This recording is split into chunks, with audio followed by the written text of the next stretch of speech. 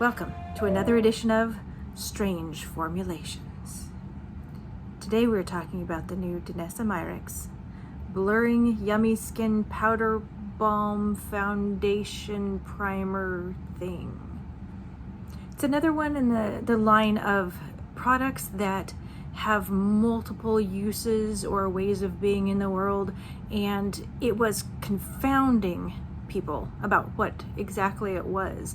So a lot of the influencers were sent packages of them, different colors. It comes in a translucent. I have shade 2.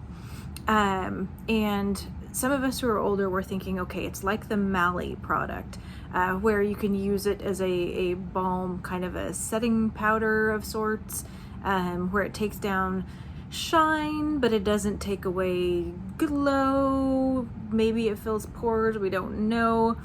And watching a lot of the influencers, even though they had used it, a lot of times I came away still extremely puzzled about whether or not it was a good product and what exactly it did.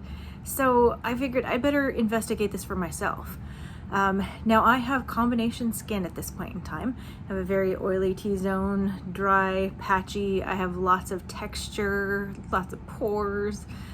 So I have skin issues that I want to try and make look as lovely as possible. So I was very curious about this, and also I was curious about the product has Upsolite in it. Which if you watch Angelica Nyquist et al., she will tell you all about it. It's from Sweden. I have a friend who lives in Sweden, and every time she goes to Uppsala, I think of this, and every time I use this, I think of her, so it's kind of nice. But Upsolite, the idea behind it is it's kind of in that way of a desiccant that it absorbs moisture at a greater rate. So the idea is that it's good for sweating, and theoretically for oil, although I don't find on my skin that it does that at all. Does not mattify, and doesn't really absorb oil for me. Now, the thing about this product that you need to know, when people say your mileage may vary for products, this is actually a product that I believe they are being absolutely sincere when they say they like or don't like it.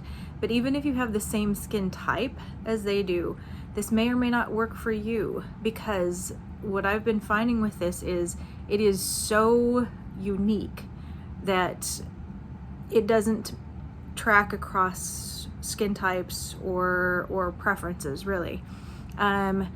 So just to get things out of the way, this is my experience with it, and honestly, your mileage may vary.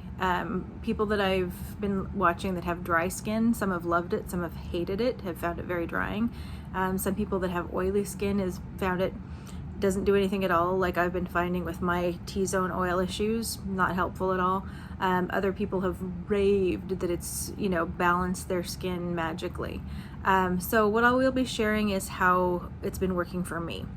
Now, because this has a color to it, it's shade number 2. For me, when I put it on, it does fill my pores, but then you can see it. You can see the little dots where it's filling my pores. And so if you go over it with a foundation that has some opacity, then it does work as a primer, more pore-filling primer. It feels slightly silicone-y, it goes on easily as a balm, and then it powders down, feels great if you just wear it by itself. But really, the pore filling, you would want the translucent for that if you're looking for it as a pore filling kind of a primer aspect. It does not necessarily help for my skin patches, like the dry patches, or skin texture. But what it does do, and what I've really enjoyed it for, is a color corrector. Now, the thing is with this, it's not absorbing oil for me. It's not mattifying. It just really just kind of looks the same as whatever I've got going on with it, which may be something you're looking for. It doesn't necessarily dry anything out, but it doesn't necessarily add any moisture either. The thing that I find it most useful for, I can't wear it just by itself because of the aforementioned pore issue. But what it does do is it does do an excellent job of color correcting my red patches. So I'm not going to show you a little demonstration I have on my hand. This is going to be one of the throwback interesting formulations from ColourPop. It's the cream gel eyeshadow. This guy. So what I want to show you is, this is the Balm, and it's very smooth. It's not at all putty-like, just very smooth. So if I show you here is the ColourPop. Now you can't see that as well, but if I take and dot it along there, like, that's doing it's a decent job of color correcting. And when it's not quite as opaque, when it's just red skin, it does a great job. So what I've been finding with this is I do like it in some ways. It is not the glorious, wonderful savior foundation balm that I was looking for, but it's kind of on the chopping block because I do love the packaging. It's very pretty. It's very easy to open. Thank you. Okay. And if I were doing makeup on people still, it'd be great because it has the spatula. So it does serve a purpose, but I've been thinking about, I actually have a product that I enjoy more with a kind of formulation, and that is the Kevin Aquan balm. So also, okay, now this one feels a little bit more firm and more putty-like, but not too much more. Still very, very smooth. With this one, you do need, it comes with a brush.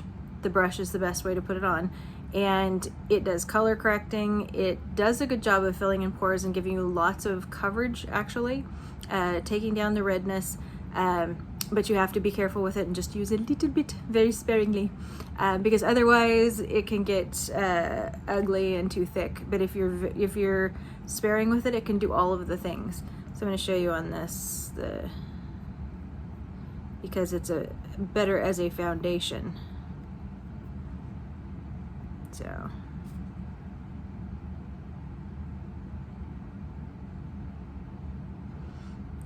So you can see you get a lot more opacity with that, the same kind of feeling, but it does give you more coverage, does a better job at the not showing off the pores.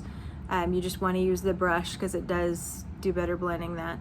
But I think that for me, if I'm winnowing down my collection, I don't know that the Danessa Myricks one would stay in the collection, because I would probably choose the Kevin Aquan over that if I'm looking for a balm that sets down nicely as more of a powder finish, even though it's not marketed that way maybe necessarily, and it's not new and sexy. And we all like new and sexy, you know, what can I say? But the thing is too, if I'm keeping something for packaging, which sometimes I do, the Danessa Myricks one's awful pretty. It's very, very pretty. So this is the shade 2. And so for right now, I'm still trying to play around with it and see if I can find an extra special thing that I use it for. But right now, it's not necessarily working out for me, but it is lovely. So it's a formulation that's very interesting.